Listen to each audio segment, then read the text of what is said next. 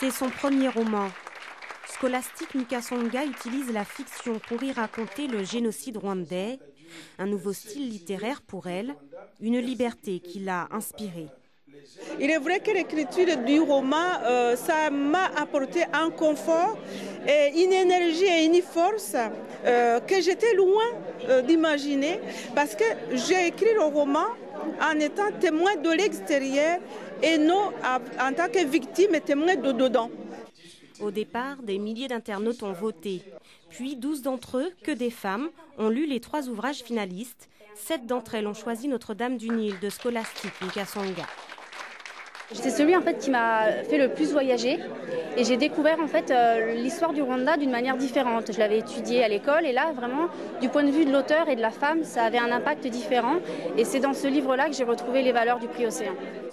Raconter l'irracontable avec l'humour en prime, la formule a plu à un jury populaire donc qui donne au prix Océan tout son sens.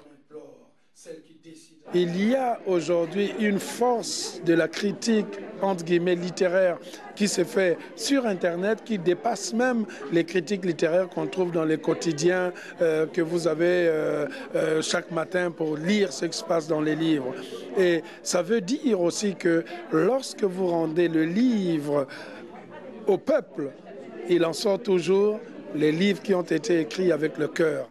Les 2 autres finalistes étaient Rêves oubliés de Léonore de Récondo et Le Glacis de Monique Rivet. Le dernier ouvrage de Scholastique Mukasonga aura donc plus séduit par sa justesse et sa légèreté pour traiter d'un sujet grave.